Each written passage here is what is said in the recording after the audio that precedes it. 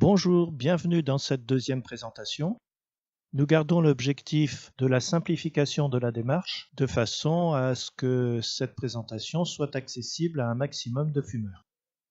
Nous allons évoquer aujourd'hui la dépendance au tabac sous l'angle de la pulsion tabagique. Chacun sait que le tabac, c'est pas très bon pour la santé. Les campagnes de prévention du tabagisme sont assez éloquentes sur ce point. Le monde de la santé, les médecins le rappellent régulièrement. Éventuellement, on peut avoir quelques soucis de santé, une bronchite qui traîne. On sait quand même que ça coûte cher. Et dans un couple, il arrive que le conjoint ou la conjointe se plaigne du tabagisme de l'autre. Nous avons donc de bonnes raisons d'arrêter de fumer, même de très bonnes raisons. La raison nous dit, vaudrait mieux arrêter de fumer.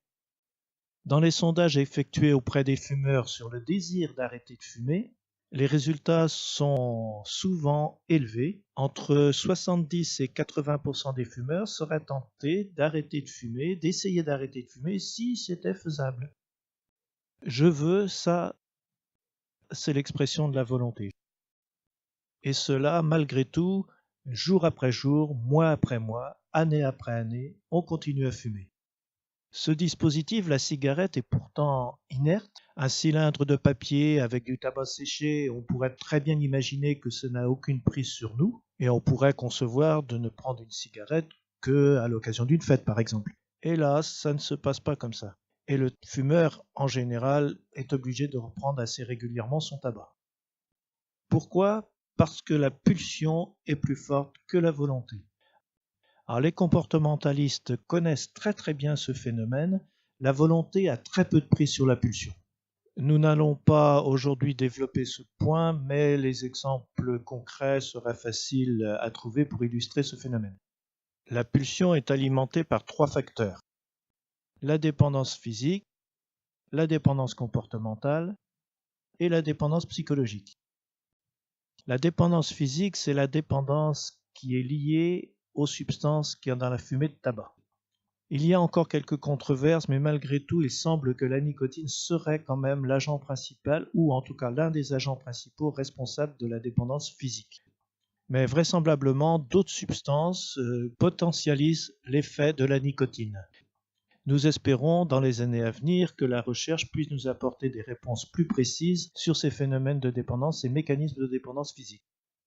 Si on ne fume pas, on peut avoir très envie de fumer, ce que les Anglais appellent le craving. On peut devenir susceptible, irritable.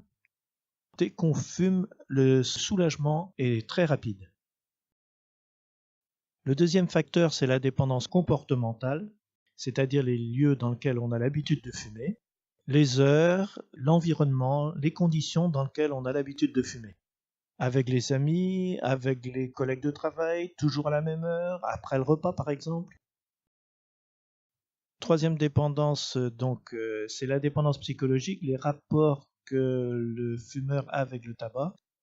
Ça le détend. La cigarette peut l'accompagner dans des moments de solitude ou aussi dans des moments conviviaux. Sur ce schéma, ces trois dépendances sont mises de manière équivalente. Or, ce n'est pas comme cela dans la réalité. Tout le monde n'a pas les mêmes rapports avec le tabac. Par exemple, pour un jeune consommateur, la dépendance psychologique chez le jeune est extrêmement forte. Il est difficile de concevoir de ne pas fumer avec des copains, en soirée. Au bout de quelques soirées, dans l'ambiance, c'est difficile de ne pas fumer, de refuser le tabac. Et puis on en conclut que de toute façon, j'arrêterai quand je voudrais. Passé la quarantaine, la dépendance physique a eu le temps de se développer. Donc la dépendance physique peut être forte, même parfois très forte. Voilà pour cette deuxième présentation. Je vous invite à consulter mon site pour avoir des précisions. Je vous donne rendez-vous à la prochaine présentation où là, on va aborder le traitement. Je vous remercie et à bientôt.